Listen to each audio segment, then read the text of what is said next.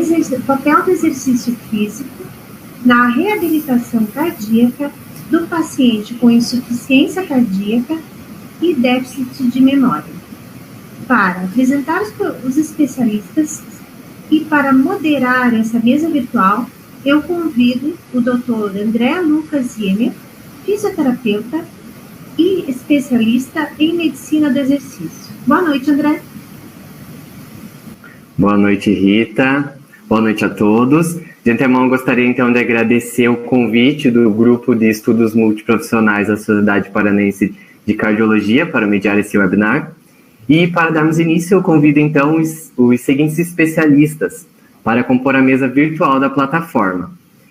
O Dr. Luiz Antônio Sá, médico geriatra e professor da Faculdade Evangélica Mackenzie. Dr. Heloísa Hanna, fisioterapeuta especialista em fisiologia do exercício e vice-diretora do Grupo de Estudos da Sociedade Paranaense de Cardiologia.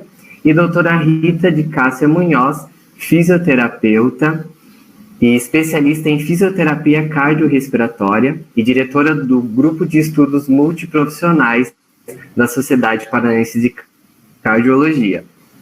Desde já, estejam todos à vontade para enviar suas perguntas no chat aberto no canto superior direito da sua tela.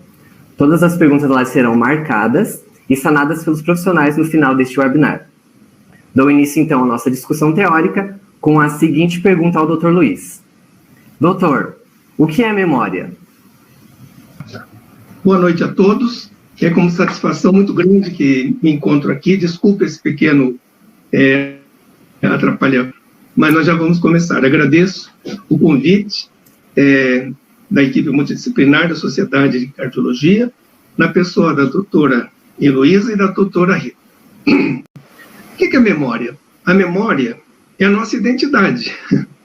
Se nós não temos essa identidade de saber quem somos, quem fomos, quem seremos, nós não somos ninguém. Por que é o grande problema quando a pessoa fica desmemoriada, digamos assim? É porque ela perde as referências.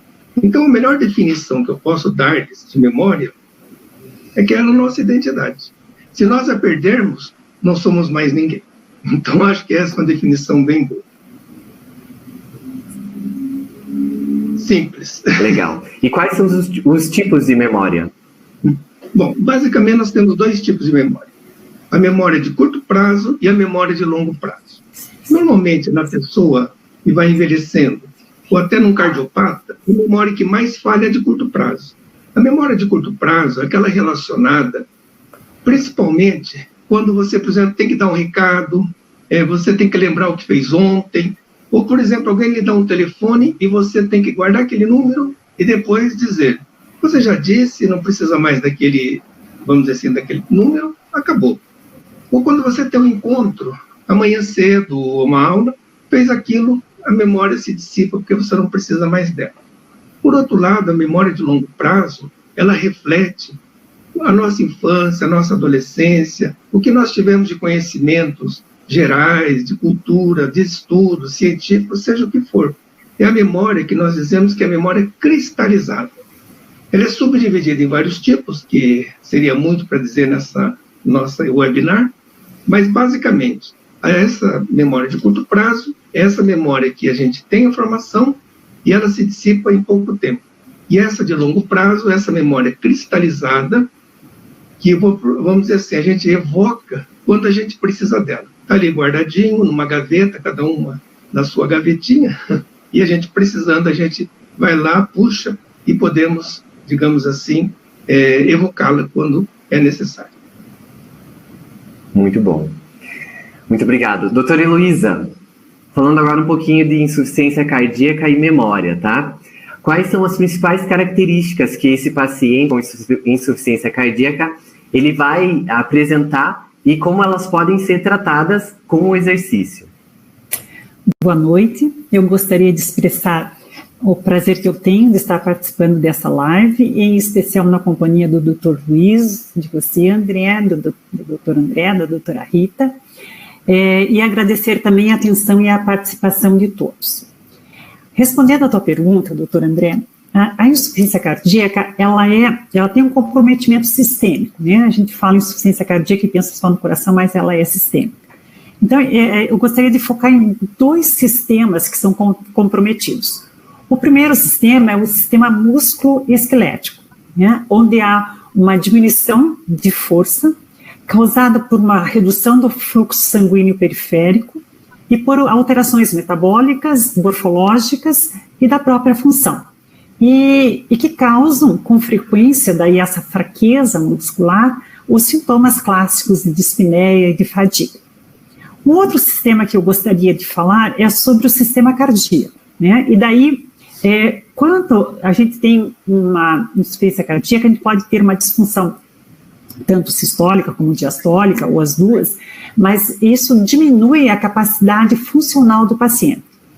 Então, quando nós focamos no tratamento, igual você me perguntou, na reabilitação cardíaca a gente tem que melhorar a força muscular periférica e melhorar a capacidade funcional desse paciente.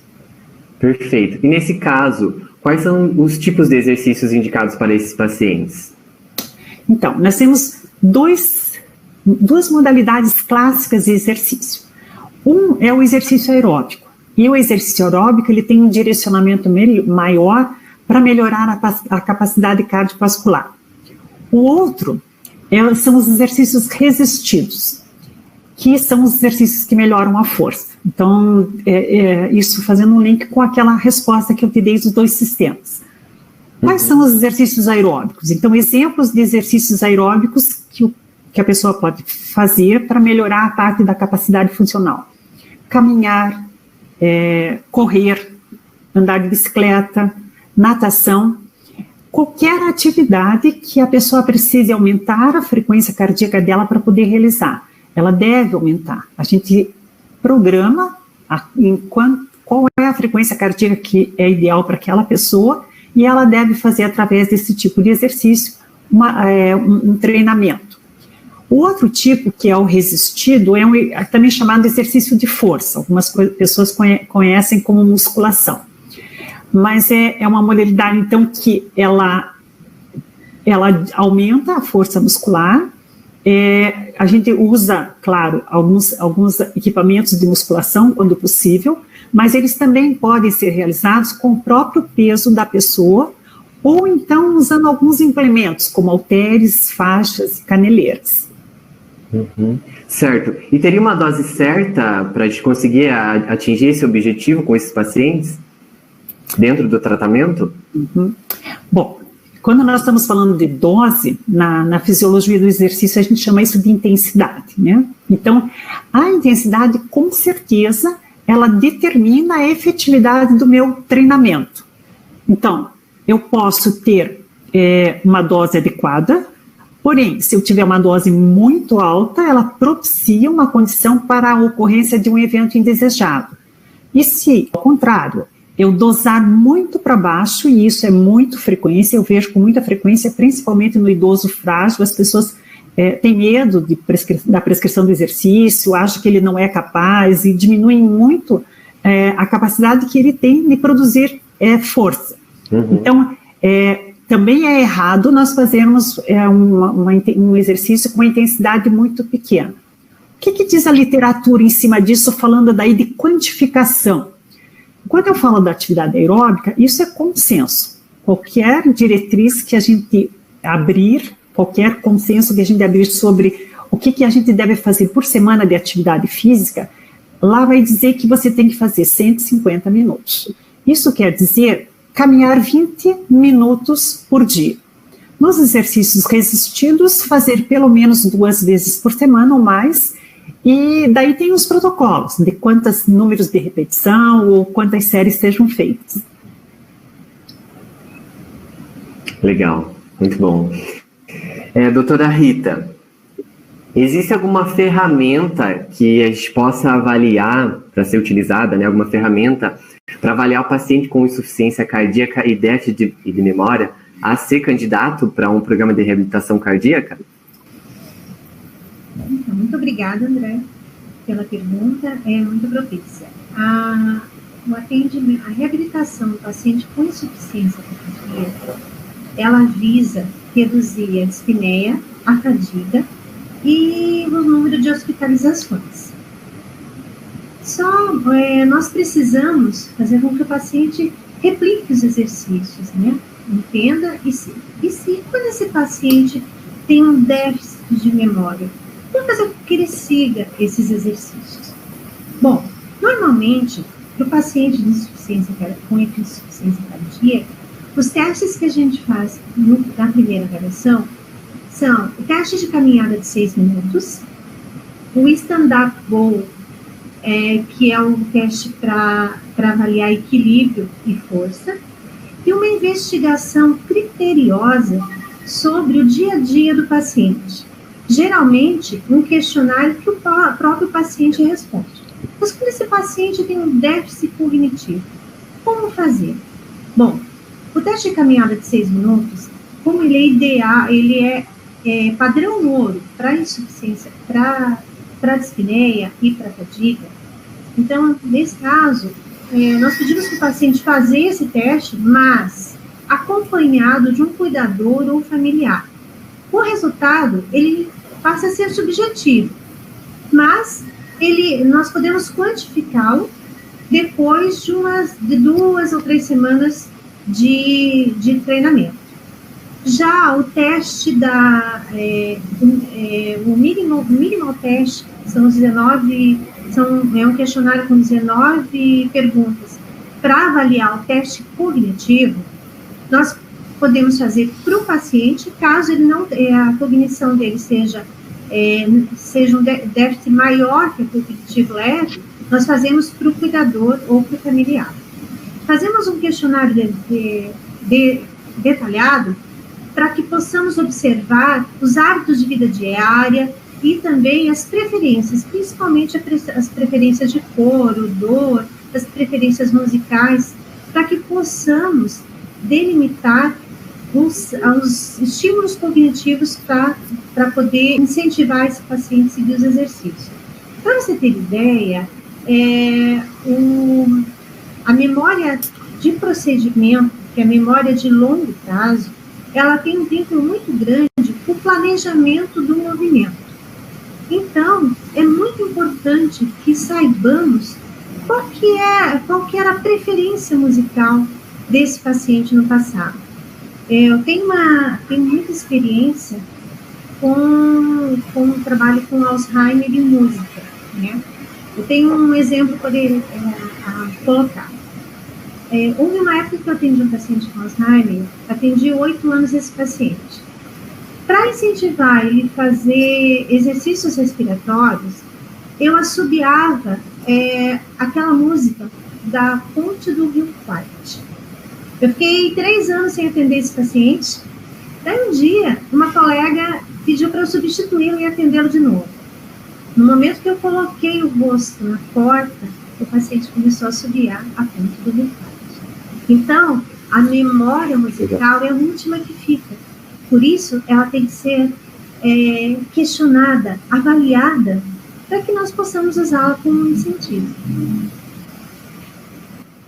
Que legal, muito bom, que experiência legal. Dando sequência, então, Dr. Luiz, sabe-se que a memória, ela é uma das alterações que limitam muito na qualidade de vida desses pacientes com insuficiência cardíaca.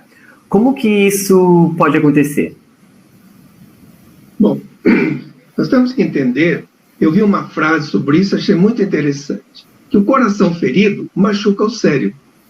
E nós que somos de uma geração um pouquinho mais antiga, digamos assim, nós éramos, quando estudávamos, sempre a gente sabia que o quadro clínico da insuficiência cardíaca, nós tínhamos que levar em consideração fadiga, dispneia aos esforços, dispneia paroxística noturna, edemas de membros inferiores, engurgitamento jugular, e para nós fechávamos o diagnóstico por aí.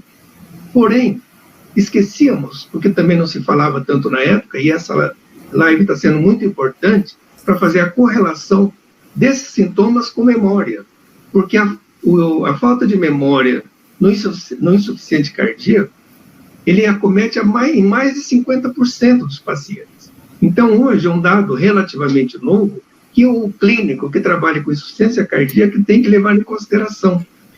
Como eu disse, antigamente não se prestava atenção, porque a população não envelhecia tanto, mesmo o insuficiente cardíaco mais leve, não se levava tanto em consideração. Hoje, o médico tem que saber realmente avaliar esse dado. E o mecanismo porque se processa esse problema cerebral é que, pelo baixo débito cardíaco, há uma hipoperfusão cerebral, diminuição da oxigenação e também, concomitante com isso, a ocorrência de pequenos derrames cerebrais, microinfartos ou grandes infartos, a gente não tem como avaliar inicialmente, não é? Que podem realmente levar a algumas alterações cerebrais e, consequentemente, a falta de memória. E essa falta de memória é muito ruim até para o tratamento do paciente. Porque se esse paciente mora só, e é muito comum o idoso morando só, ou em companhia de outro idoso, idosa, e às vezes os dois não se entendem na questão de memória, não é? E ele passa a esquecer os medicamentos.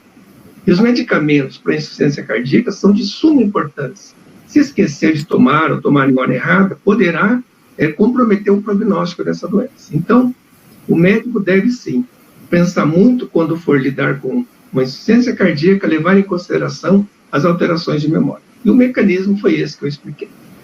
Muito obrigado, muito bom. Doutora Heloísa, como que o exercício físico ele pode ajudar na prevenção ou até mesmo no tratamento desse paciente com déficit de memória e cognição?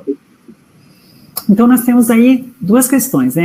Uma, usar o exercício como prevenção, e nessa área, como prevenção, nós temos, a perda da memória ou da demência tratada e a prescrição com prescrição do exercício, e isso está bem documentado na literatura. Então, a prevenção é bem documentada e isso a gente não tem questão em cima disso. Agora, quando nós falamos de tratamento, é importante que a gente saiba naturalmente, né, qual é a causa da insuficiência cardíaca e a causa dessa perda de memória, e daí, dependendo da causa, a gente vai ter alguns aspectos relacionados ao que o exercício tem condições de melhorar. Mas, se nós não vamos discutir cada uma das causas, vamos falar de uma forma geral. Então, a gente tem assim, que o exercício, ele ajuda na memória e nas doenças, nas demências, né, chamando assim, fazendo uma estimulação da neurogênese, em especial do BNDF, é uma sigla inglesa, localizada, né, no hipocampo através do fator neurotrófico derivado do cérebro. Outra situação que o exercício ajuda é quando ele estimula a plasticidade sináptica, que é responsável pela transmissão da informação no sistema nervoso central. Faz também modificações positivas das estruturas da morfologia dendrítica, atua na prevenção da neuroinflamação, moderada essa intervenção pelas citocinas anti-inflamatórias. Lembrar que as citocinas anti-inflamatórias, elas não são armazenadas, elas são sintetizadas. Então, sempre que a gente estiver fazendo atividade física, nós estaremos estimulando essas citocinas. Um grande papel ainda no déficit de memória e de cognição é o papel do exercício físico na perfusão cerebral. Então, a gente tem aí uma outra situação, principalmente quando nós falamos das demências dependentes da vascularização cerebral. A liberação que acontece com a prática do exercício dos neurotransmissores, serotonina, endorfina e dopamina, ajuda nas causas quando é estresse. O estresse sempre acompanha, né, um quadro para a perda de memória e pelas demências. Ainda, o aumento da quantidade e da qualidade das mitocôndrias, né? Os fisiologistas do exercício gostam de dizer que as mitocôndrias adoram o exercício. E porque essas mitocôndrias, elas são responsáveis, então, pela nutrição da célula, e isso faz com que exista um aumento do número dessas mitocôndrias, especialmente interferindo no DNA mitocondrial.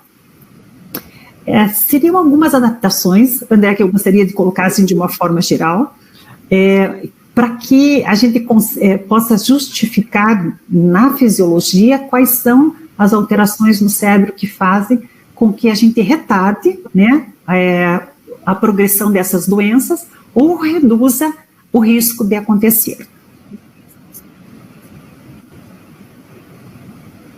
Legal, muito bom, obrigado. Doutora Rita, existe alguma diferença entre o estímulo para evocar memória de trabalho, aquela de curto prazo, e as memórias declarativas e de procedimento, aquela de longo prazo? Sim, existe. No exercício físico, durante um treinamento, é necessário, como o Dr. Luiz falou, que evoquemos primeiro a memória de trabalho. Né? Depois de evocar essa memória de trabalho, que por via intervenial nós iremos evocar a memória de procedimento. A memória de procedimento é aquela, né, que nós temos de como andar. Você andou de bicicleta quando você tinha 15 anos, quando você tiver 70 anos, você ainda vai. Se alguém te der uma bicicleta, você vai continuar andando, né? Vai aprender, vai recordar. Então, como que a gente estimularia esses dois tipos de memória durante o treinamento físico? A memória de trabalho, tanto a memória de trabalho quanto a memória de longa duração, que é a de procedimento, um dos maiores estímulos é a música. Né? Já a maioria das pesquisas demonstram que a música estimula a memória. Mas que tipo de música? Bom, a memória de procedimento, ela está muito ligada à música contemporânea da juventude, do idoso ou de qualquer indivíduo. E essa memória, ela se recorda principalmente da época entre os 18 e 30 anos. A memória de trabalho, ela está mais ligada à cadência musical. Então, quando eu quero estimular um paciente que já está num nível mais elevado, mais avançado de uma demência de Alzheimer ou Parkinson, ou uma demência vascular, que é o caso que nós estamos conversando agora, eu posso estimular com a música. Mas, para estimular a memória de procedimento, para estimular os movimentos, essa música tem que ser cadenciada. E a pessoa tem que ser orientada a repetir essa música com os movimentos. É isso. Legal, muito bom. Eu queria... E em casa? Corroborando, a Rita terminou? Sim. Terminou. Então, eu queria aproveitar esse meio de campo, antes que você faça outra pergunta, André, que a Rita falou muito bem, porque essa questão de memória, talvez esteja aqui até para falar um pouco mais sobre isso. As nossas memórias, elas são guardadas, principalmente, dos 10 aos 32 anos. Os estudos mostram que tudo que nós temos guardado nessa memória, digamos, de longo prazo, se refere a esse tempo, não é? Que vai dos 10 aos 32 anos. Depois, vira uma confusão de anos, você não lembra se foi em 1989, se foi em 2000, quer dizer, então nós temos realmente esse tipo de memória. E como bem falou a Rita, a memória de procedimento é essa memória que nós temos, vamos dizer assim, guardada dentro de nós. Você pode ser idoso, mas você de uma bicicleta, você pode não andar, mas você pode saber o parâmetro, como é que tem que fazer. Você tocava violino, tocava piano quando jovem, você vai chegar na frente de um piano, você pode não tocar como antigamente, mas você tem noções, aquilo ficou guardado em você. Vai dirigir um carro, você não precisa ficar lembrando onde vai pegar no volante, aquilo sai naturalmente. E essa memória de procedimento realmente é das memórias que no demenciado ou no idoso que não é demenciado, é das últimas a desaparecer. Aquela que desaparece mais rapidamente é a memória episódica. O que é a memória episódica? É a nossa memória autobiográfica, que o idoso tem dificuldade de lembrar de fatos da sua vida. Então, ser feito, como muito bem falou a Rita, é trabalhar aquilo que o idoso ainda tem de memória, seja de procedimento, seja semântica. A semântica é um tipo de memória de longo prazo que a pessoa evoca fatores da vida antiga. Eu tenho pacientes que, se pedir a ele recita. Normalmente, Navio Negreiros, de Castro Alves, do começo ao fim. Mas ele não lembra o que ele comeu ontem. Ele não lembra o que fez na semana passada. Então, nós temos que estimular realmente, de todas as maneiras, os tipos de memória que ainda estão vivos no paciente. E o paciente demenciado, como a Rita bem falou, essa intuição musical, isso que fica, é das últimas que somem. E se nós pudermos estimular dessa maneira, nós vamos fazer um grande bem ao paciente e, com certeza, aos seus familiares também. Obrigada. Era isso que eu queria me meter aqui na história. Obrigada pela complementaridade. Doutora Rita, desculpa. E em casa, qual seria o estímulo para fazer com que esse paciente com insuficiência cardíaca e déficit de memória siga esse plano de exercício domiciliar e consiga em casa executar esses exercícios? Eis aí o motivo de fazermos aquele interrogatório bem investigativo, para saber toda a preferência e a rejeição do paciente, né? Assim como na insuficiência cardíaca, a gente faz um interrogatório para saber os momentos que o paciente sente a fadiga e qual a diminuição da sua capacidade funcional, também nós fazemos esse requerimento para saber o que era a preferência do paciente, né? Então, em casa, para nós seguir os exercícios, e eu vou dar um exemplo, né? Mas deixa eu primeiro concluir a minha ideia. Então, em casa, nós temos que ambientalizar o local. Com a cor preferida do paciente, com o odor preferido, com a música preferida. Se nós queremos que o paciente faça um exercício aeróbico, né, que ele tem que fazer 150 minutos por semana, nós podemos pedir, fazer de repente, o paciente era um advogado. Então, nós traçamos um roteiro dentro da casa dele para ir do escritório até a cozinha, mimetizamos prédios de onde ele estava, né, colocando gravuras, incentivando que essa pessoa tente, pelo menos, evocar essa memória, né? E nós bem sabemos que o paciente com demência, ele tem uma certa resistência de trocar de ambiente. O Dr. Luiz pode até confirmar, né, ou discutir comigo, aquela questão do entardecer, né, que os pacientes de Alzheimer têm horror em entardecer, né, estão sempre querendo voltar para casa, e não é muito diferente com a demência vascular. Então, a pessoa tem que ter uma ambientação, né, sentir como se fosse aquele ambiente todo dia. Se você não pode mudar nada. O treino, ele tem que ter uma identidade que venha daquele paciente.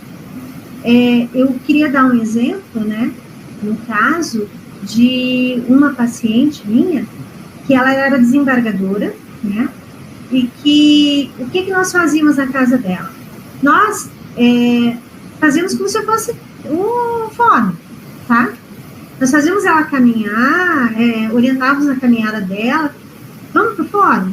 Então vamos, né? Então sempre estimular a pessoa a fazer a sua rotina antiga, até você conseguir fazer com que ela faça os exercícios com o objetivo de reduzir a fadiga, de melhorar a massa muscular, né? De melhorar a capacidade respiratória. Então, é muito gostoso trabalhar com o paciente com demência. Legal, muito obrigado, Rita. Tem uma intervenção a fazer. A Rita falou muito bem, e eu vejo uma coisa na minha experiência, e na experiência da geriatria como um todo, é que se não houver a participação familiar, as coisas ficam um pouco mais difíceis. Porque um paciente como esse, sozinho, ele não tem condições de fazer todo esse procedimento muito bem orientado. Então, é muito importante que o fisioterapeuta, que ele muitas vezes vai muito mais na casa do que nós médicos, porque a gente pede, mas é o fisioterapeuta que está presente várias vezes por semana e acompanha o paciente mais de perto do que nós. A gente muitas vezes orienta por telefone, vai de vez em quando. Mas a participação familiar tem que ser muito marcante e é de suma importância também, porque se não houver o estímulo para que esse paciente faça os exercícios corretamente, ele não vai fazer. Então, é muito importante a educação familiar, junto de tudo isso que a Rita falou. Sim. Certo.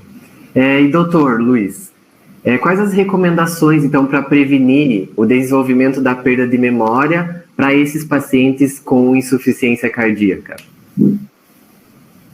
Bom, em primeiro lugar, que ele faça o tratamento correto das causas que levaram à insuficiência cardíaca.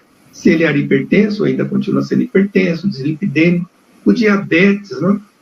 O diabetes hoje é uma das doenças que eu considero como das mais cruéis. E nós temos que entender que o diabetes é considerado hoje, desse tipo de doença, das mais nocivas à saúde das pessoas. E para muitas pessoas, inclusive para médicos, não sabem que existe diabetes tipo 1, que seria o antigo juvenil, o diabetes tipo 2, que é da pessoa mais idade, digamos assim, não insulino dependente, e o diabetes tipo 3, que é igual a demência. Então, esse diabetes tipo 3 é algo relativamente novo, mas que está predominando por aí. Porque, pelas alterações fisiopatológicas, que eu não vou dizer agora aqui, o tempo é muito pouco, então, nós temos que cuidar muito do paciente que, além dos problemas cardíacos que o diabetes traz, também pode levar a estados demenciais. Então, tratar corretamente as doenças nos horários certos, para que não desenvolvam um problema maior e leve, não é? Esse baixo débito cardíaco, hiperfusão cerebral e as consequências que a gente já falou sobre tudo isso daí. E algo que acompanha muito o insuficiente cardíaco, mais da metade, são os casos de depressão. E a depressão, quando não tratada, não reconhecida, é meio caminho para uma demência também. Então, quer dizer, pesquisar e tratar corretamente essa depressão. E, como muito bem explicou a Heloísa, e está de parabéns, eu achei o que ela explanou sobre exercício maravilhoso, Perfeito. acho que serve para todo mundo. O exercício, como ela bem falou, tem que ser feito, não é? Uma nutrição adequada, uma hidratação naquilo que o paciente pode, né? Sabemos que o insuficiente cardíaco não pode tomar tanto líquido, mas ele tem que tomar alguma coisa, não vai desidratar, não é? Uma alimentação correta e algo muito importante no idoso, porque o insuficiente cardíaco, boa parte, tem uma idade um pouquinho mais avançada. Não se isolar, porque quanto mais isolado, vivendo do seu problema, se ele estiver depressivo e não tratando corretamente as causas básicas, digamos assim, é um sério candidato ao estado demencial. Muito bom, muito obrigado. E seguindo nessa linha aí de demência e cardiopatia, pode haver alguma associação entre o paciente cardiopata e demência? Muito, né? Muito mesmo. Como eu acabei de falar agora, todos esses fatores, eles podem levar, por exemplo, os fatores de doenças cardíacas, né? Hipertensão, dislipidemia, diabetes, como eu acabei de explicar, no diabetes tipo 3, podem, com certeza, levar, sim, ao estado demencial.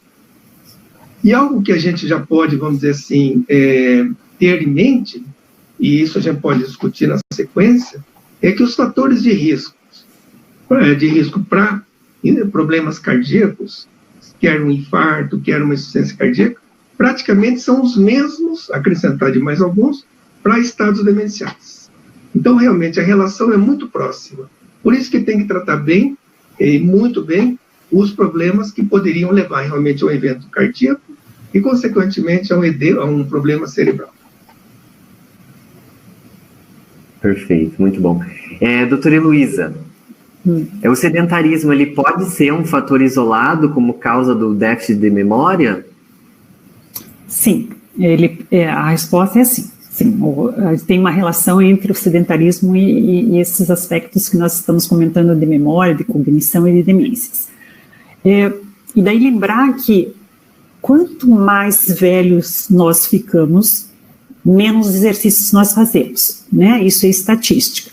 Então, você faz mais atividade física quando você é mais jovem, e naquele momento que você mais precisa da atividade física para tratamento das doenças crônicas não transmissíveis, para a própria perda de memória que nós estamos falando, de demência, é o momento que a pessoa faz menos, né, exercício.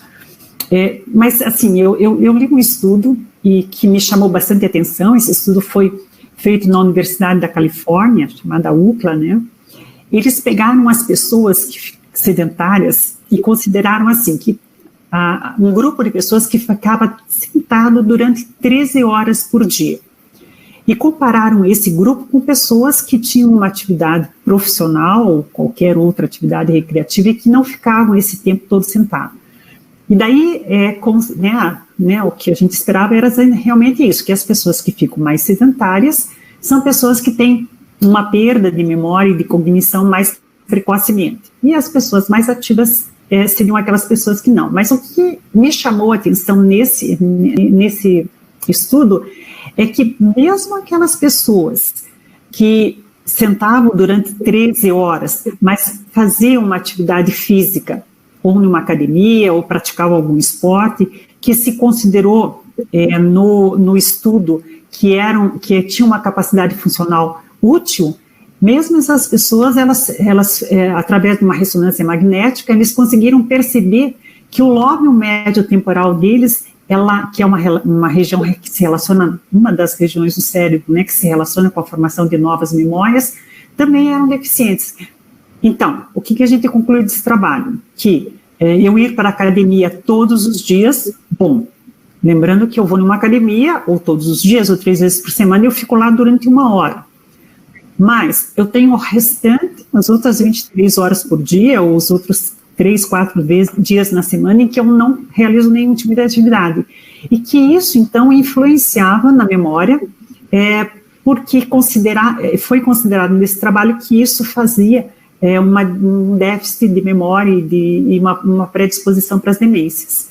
Provando, então, que só irmos para a academia, né, não é o suficiente na prevenção ou no tratamento. Associado a fazer academia, nós temos que ficar menos tempo na posição sentada e sermos mais ativos no nosso dia a dia. Muito obrigado. Agora, para encerrar, antes da gente abrir as perguntas do chat, Dr. Luiz, qual tipo de demência é mais comum nesses pacientes cardiopatas? Pois queiramos ou não, a demência mais comum é de Alzheimer ainda. Embora ela tenha em média 50% mais ou menos de todos os tipos de demência, embora a demência vascular está crescendo muito. A demência vascular, que seria propriamente, vamos dizer assim, originada desses problemas de insuficiência cardíaca, e a demência mista, que seria Alzheimer mais vascular, elas estão em torno dos 20%. Isso numa população como a nossa. No Japão, por exemplo, predomina vascular. É outro esquema, é outro sistema. E a demência de Alzheimer, ela começou, vamos dizer assim, a ser mais comum pela longevidade.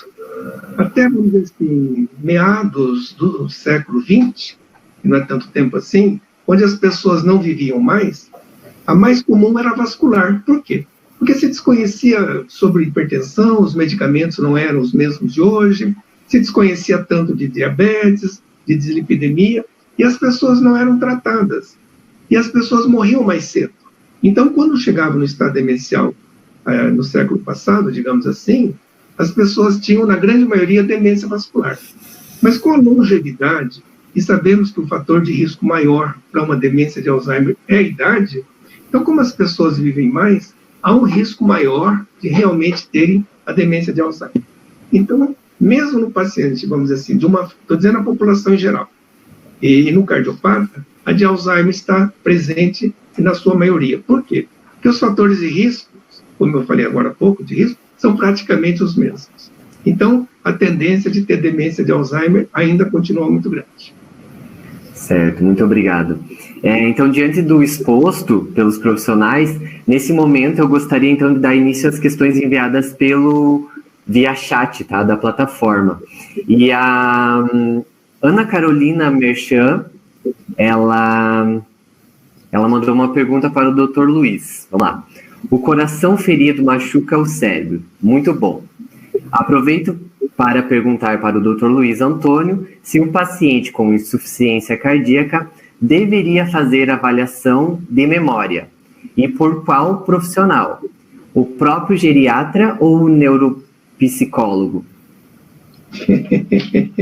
Eu sou muito suspeito para dizer, porque a minha pós-graduação eu faço aqui no consultório esse teste, leva umas 3 horas mais ou menos para fazer.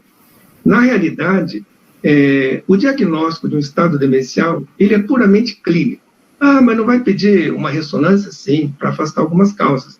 Hoje nós temos uma série de diagnósticos, digamos assim, de situações, quer de imagens, PET scan, que hoje tem sido muito usado, não é?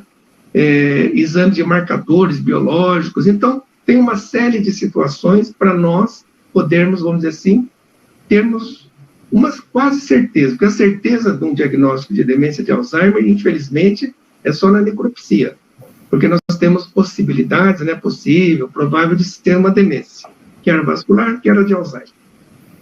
Então, veja bem, é muito importante que esse paciente, que começa com um estado, vamos dizer assim, de esquecimento, repetitivo, ele seja avaliado por um profissional que realmente entenda, quer um neurologista, quer um geriatra. A partir dessa avaliação, vai se decidir realmente se vai precisar de um teste neuropsicológico, se esse esquecimento dele não está relacionado a algum estado depressivo, se ele está dormindo bem, porque eu sempre analiso, sempre que eu procuro dar alguma aula, eu sempre procuro falar na tríade nefasta do século XXI. Essa tríade nefasta, ela compreende a depressão, a insônia e a ansiedade, que são as doenças que estão predominando e vão predominar muito ainda nesse nosso século. E essas 3 juntas, ou separadas, elas têm muito a ver com o esquecimento. Então, de repente, essa avaliação clínica perfeita, digamos assim, pode avaliar algum desses fatores, ou um outro fator familiar, algo que possa não envolver ou não evoluir para uma demência. Então, a resposta seria assim, um médico competente. E esse médico competente na área é que poderá realmente dar seguimento ao tratamento desses pacientes. Perfeito, muito, muito bom. Mais alguém gostaria de mandar alguma pergunta, alguma colocação? O chat está aberto.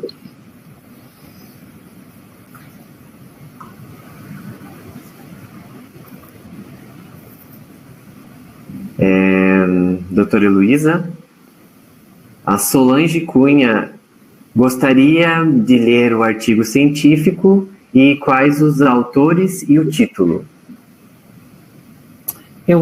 Nós temos as referências bibliográficas no final, daí ela pode olhar lá nas referências bibliográficas.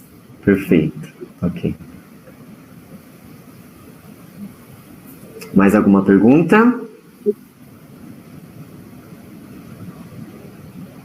Eu gostaria de lembrar também que a SPCBR, ela vai disponibilizar no final da webinar um link para o certificado. Então, todos eu gostaria de falar, André, com licença. O webinar pode solicitar o certificado da noite. Desculpe. Pode. Não, o que eu gostaria de falar é o seguinte, que para todo tipo de doença, e principalmente a questão demencial, seja ela evoluindo para um Alzheimer, para uma doença, vamos dizer assim, uma demência vascular, o importante é a prevenção. E essa prevenção tem que ser feita desde cedo. Tratar corretamente as doenças de base que podem levar a isso, exercício físico, exercícios mentais, atividade mental. Nós chamamos isso de neuroplasticidade. O que quer dizer isso? A Heloísa falou alguma coisa sobre isso, que é justamente o estímulo que você tem cerebral, sendo mantido, é que vai fazer com que a pessoa tenha uma reserva cognitiva. O que quer dizer isso? Essa reserva cognitiva é como se fosse uma poupança. Um dia você vai ter que gastar, mas quanto mais você acumular, mais você tem para gastar, digamos assim. Então, é muito importante que ao longo da vida das pessoas, as pessoas tenham muito mais, vamos dizer assim, instrução.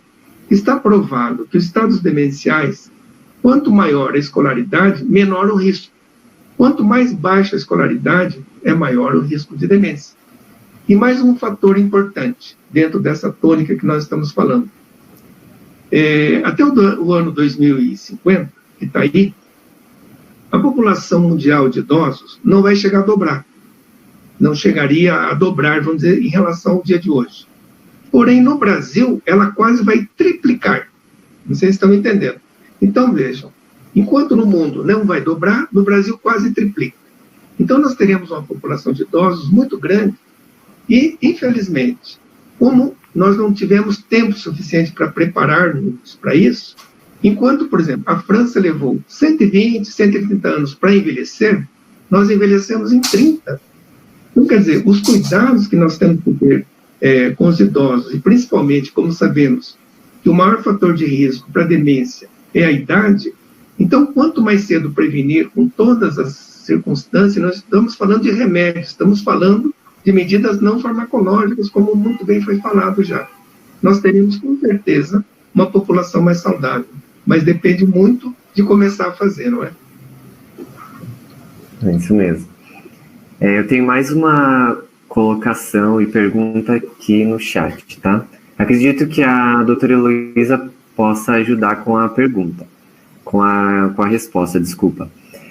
No que se diz ao respeito do exercício aeróbico, tá? Para o paciente com insuficiência cardíaca, qual a opinião dos especialistas sobre o HIIT, sendo utilizado para esses pacientes com insuficiência cardíaca?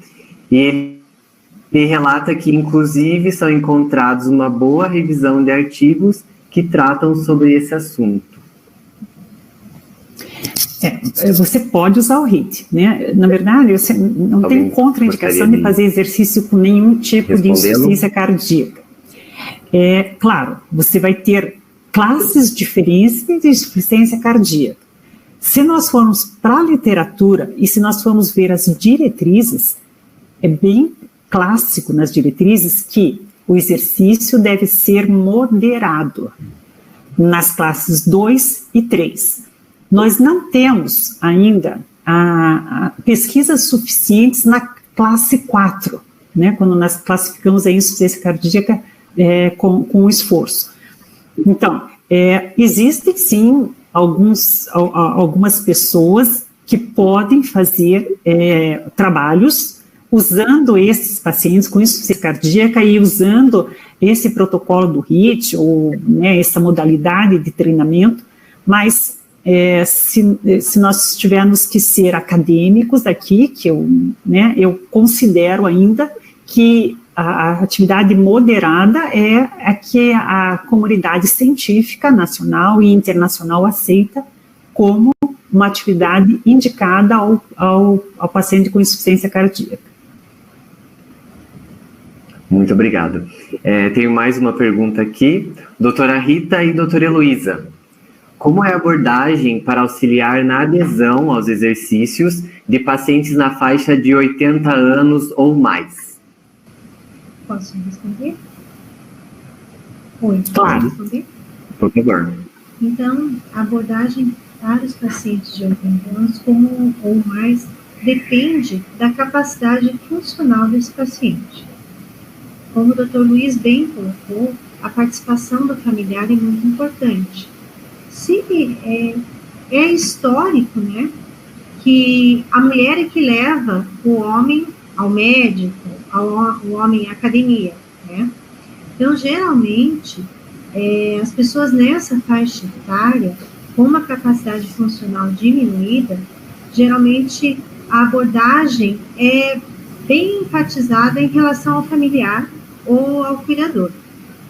Se, tiver a esposa, geralmente a abordagem é mais direcionada a ela. Mas é claro, que, como sempre, nós colocamos para o paciente que 80%, em qualquer treinamento, qualquer tipo de exercício, terapia, que 80% do sucesso é responsabilidade do paciente, 20% é responsabilidade do profissional da saúde.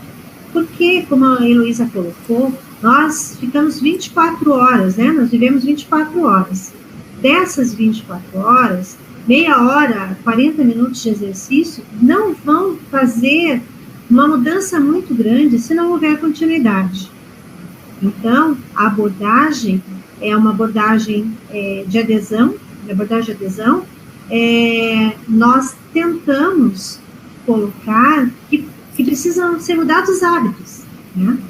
Então, mudando-se os hábitos, a adesão melhora, né? O paciente tem mais adesão quando ele consegue ver mudança resultados, né?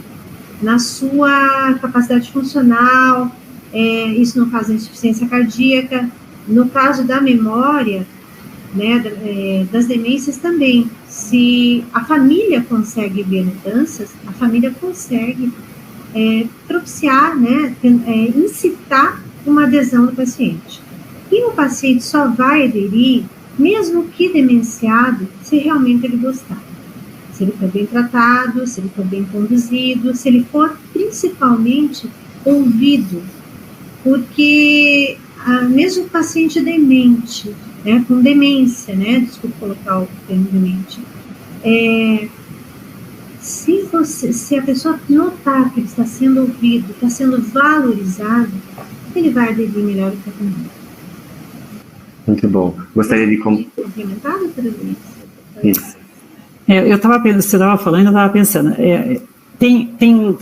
a gente sabe que sedentarismo é uma doença também, né, e que isso muito poucas pessoas no mundo, né, a gente tem aí, conforme o país, 15%, 20%, 25%, 40%, no Brasil está em torno disso, de 40%, que praticam atividade física e praticam com algum significado, ou seja, praticam que seja efetivo, porque algumas pessoas fazem atividade física e não é efetivo.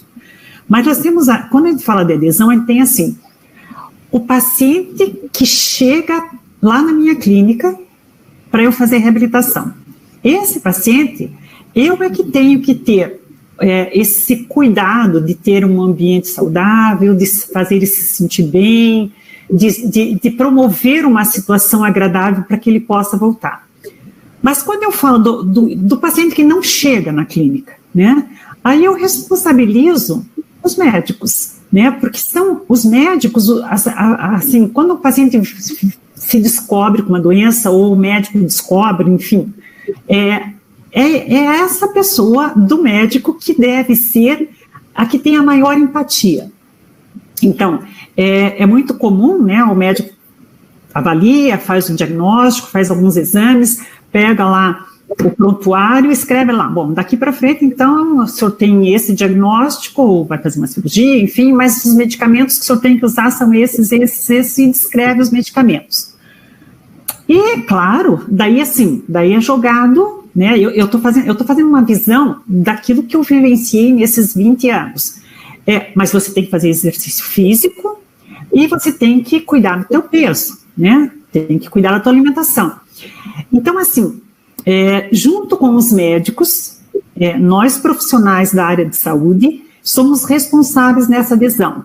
Ou quando ele está na nossa frente e a gente propicia, então, que ele goste de fazer o exercício, e a responsabilidade de quem veio antes dele, que eu estou falando do médico, mas poderia ser qualquer outro profissional, ele pode ir para o psicólogo, por exemplo, e o psicólogo indicar exercício para ele para trabalhar junto com a depressão dele, mas não ter sido enfático nisso.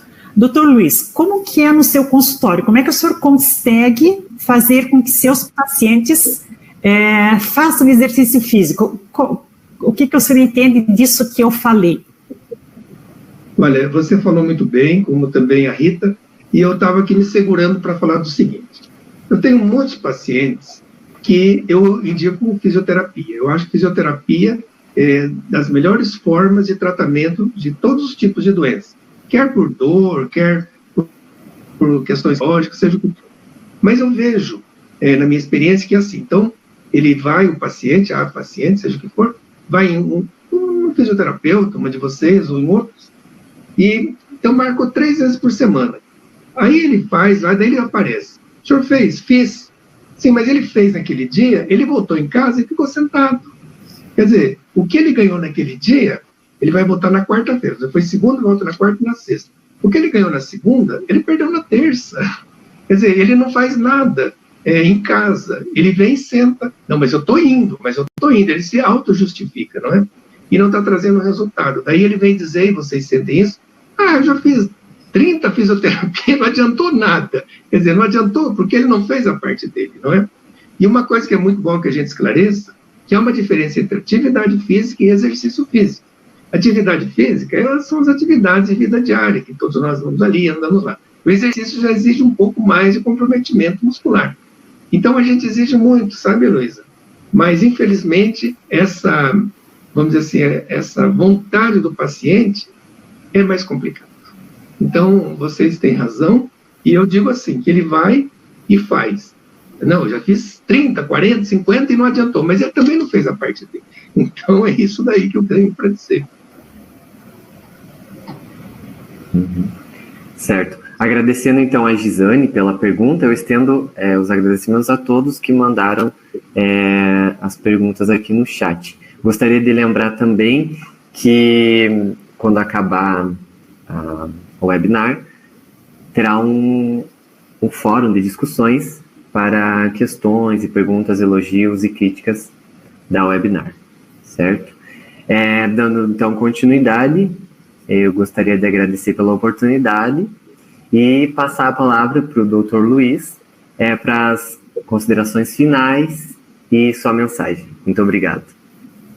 Então, a minha mensagem, em primeiro lugar, foi uma satisfação muito grande estar ao lado de vocês. Eu aprendi muito com a Heloísa e com a Rita, foram brilhantes nas suas apresentações. Eu fico muito contente mesmo de estar aqui, repetindo isso, porque o que elas trouxeram realmente é o que vale, é o que tem que ser feito, o trabalho, principalmente na questão do exercício, como muito bem explicou a Heloísa, é algo que a gente tem que implantar mesmo, reforçar tudo isso que foi dito. E a mensagem que eu posso dizer é a mensagem que eu havia dito antes: prevenção. A prevenção é o melhor remédio. Me despeço e agradeço muito a oportunidade de estar aqui com vocês. Muito obrigado, doutor. Agora eu convido a doutora Heloísa para suas considerações finais e sua mensagem. Obrigada, doutor Luiz, pelas suas gentis palavras. Também foi um prazer, né, esse tempo que nós passamos juntos para organizar essa live e estar aqui hoje, né, finalizando o nosso trabalho. E eu gostaria de falar ainda do meu foco, né, que é o exercício físico, dizendo que a base fisiológica da terapia pelo exercício, ela está relacionada à melhora da oferta do oxigênio e de nutrientes. Essa é a base, né? É difícil você conseguir melhorar a oxigenação e melhorar a oferta de nutrientes com algum outro tipo de tratamento, né? Então, é específico o que o exercício faz. Mas é muito importante nós lembrarmos que hoje nós estamos falando aqui com o Dr. Luiz, que é geriatra, eu e a Rita, que somos fisioterapeutas, e o André, que é fisioterapeuta, mas que a gente precisa de outros profissionais, né? Não tenho dúvida, né? Então, a gente identifica no paciente com insuficiência cardíaca, que normalmente é um indivíduo idoso e que normalmente só pela idade já teria perda de memória, né? E associando ainda a doença de insuficiência cardíaca, outros profissionais, né? Então, a gente vai lembrar da nutricionista, que é importante, se você quiser criar músculo nesse indivíduo, você tem que ter uma nutricionista que manda ele comer proteína, né? Se você percebe uma depressão associada com essa doença, você tem que ter um psiquiatra e um psicólogo. E daí outros, né? Claro, o geriatra, o cardiologista, o endocrinologista, lembrando do diabetes. Então, é multidisciplinar mesmo, né? Nós temos que abordar e reabilitar esse indivíduo com outros profissionais também. Também gostaria de agradecer, então, a todos, né, a assistência de vocês e me despedir, desejando a todos boa noite. Muito obrigado, boa noite. Antes de passar para as considerações para a doutora Rita, eu gostaria de fazer mais duas perguntas que surgiram aqui no chat, tá? Para a gente não se estender tanto, vou fazer mais essas duas, daí as próximas eu peço que enviem no fórum, por favor. A Ana Cláudia, ela fez uma pergunta ao Dr. Luiz. Dr. Luiz Antônio, será que o médico, dando exemplos dele próprio, das facilidades e dificuldades que é começar e continuar a se exercitar, não seria um bom começo ou uma boa ênfase a esses pacientes? Muito. O exemplo vem de cima. Eu digo aos alunos da faculdade que o médico, para ele poder ser um bom médico, ele tem que acreditar naquilo que ele faz. Então, por exemplo, como eu insisti na prevenção, é muito importante o exemplo, sim. E, acima de tudo, que ele acredite naquilo. Por exemplo, quando indica-se um exercício físico, e eu digo que o melhor remédio para quase todos os males é o exercício. Essa vacina diária que nós temos que fazê-la mesmo. Então, eu acredito muito naquilo que faço. Não é porque eu vou na academia às 5h30 da manhã todos os dias que eu não vou recomendar. Eu recomendo, caminho, eu particularmente, não é? E procuro me manter em forma. E essa imagem que eu procuro vender, não é vender, mas mostrar, é que eu acredito naquilo que faço, na prevenção e principalmente no exercício físico. Eu acho que ela está coberta de razão, o médico realmente tem que fazer. Não adianta o médico estar fumando, por exemplo, e pedir para o paciente parar de fumar, fazer exercício, ou o médico ser obeso e pedir para a pessoa emagrecer. O exemplo é de quem está aqui do outro lado da mesa, digamos assim. Está muito correto. É isso mesmo. Eu só queria chamar a atenção que hoje, conversando com um colega de trabalho meu, ele disse, eu encontrei na 7 de setembro o Dr. Luiz que vai fazer a live com você. E tenho encontrado ele há muitos anos fazendo as caminhadas na 7 de setembro. Então, só para que nós estamos realmente faz o que ele indica. É verdade. Muito bom. Muito bom. O Mário Luiz, ele também mandou um questionamento aqui. O dia ele tem 1.440 minutos. O aluno, o cliente, usa apenas 60 minutos do seu dia para fazer o exercício físico. O que ele faz nos 1.380 minutos? Ele fica sentado, fica deitado, e então não consegue uma melhor saúde funcional. Como podemos mostrar isso a ele? Posso? Pode. Deve. Mário, é um costume, né, da fisioterapia, do treinamento físico como reeducação, fazer orientações, né, e fazer com que essas pessoas repliquem. Nós, na nossa clínica, por exemplo, nós sempre dizemos que cada dia a pessoa sai com um exercício e no final da 10ª sessão, a pessoa vai sair pelo menos com 10 exercícios. Mas será que essa pessoa vai replicar esse exercício? Sim, porque nós associamos o exercício a alguns hábitos dela.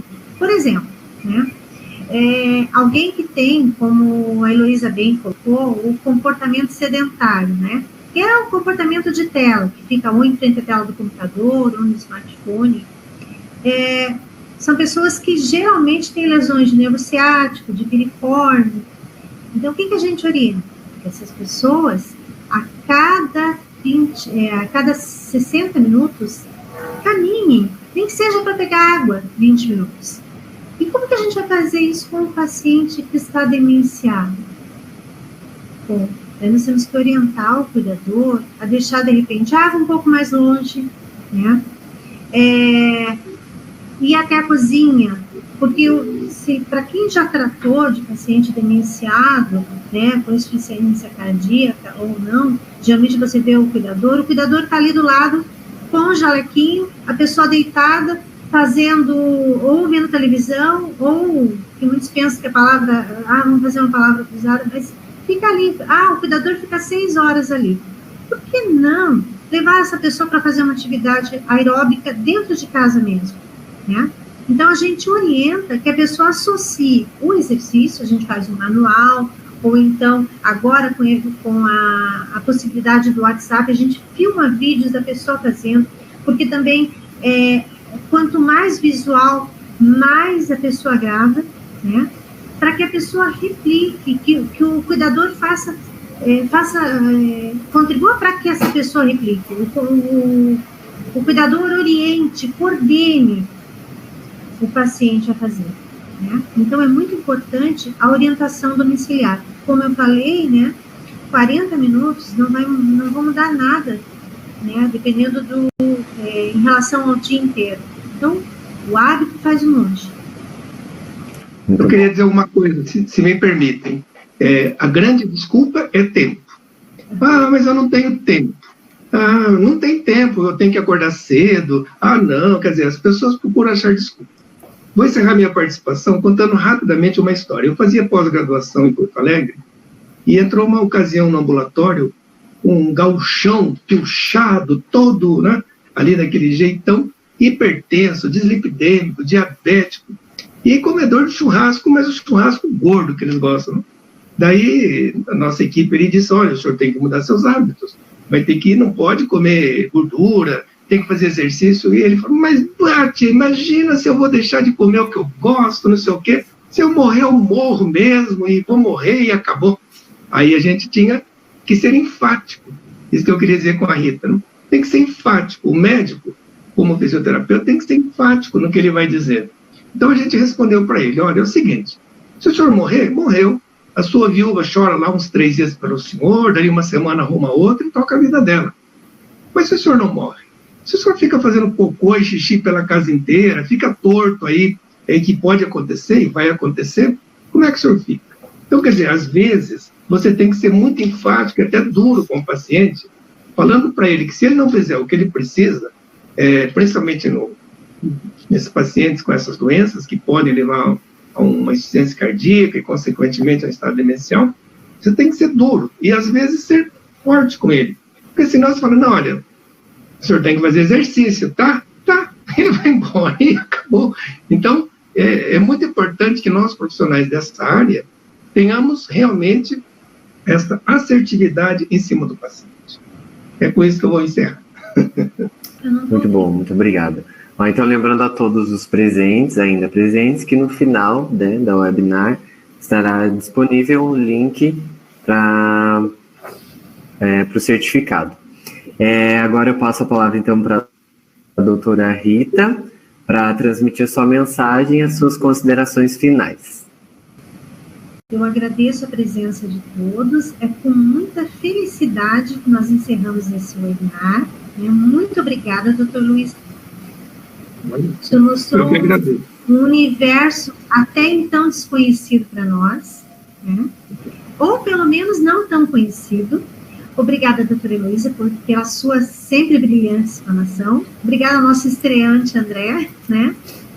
E o grupo de estudos multiprofissionais está muito feliz com esse webinar e convida a todos para o segundo webinar, que vai acontecer no dia 8 de dezembro, que vai abordar o manejo psicológico da depressão no paciente com insuficiência cardíaca.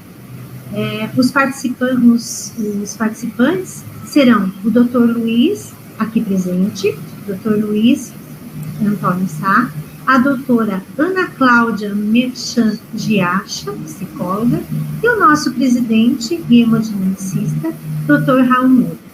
Eu agradeço a todos e espero que tenham gostado.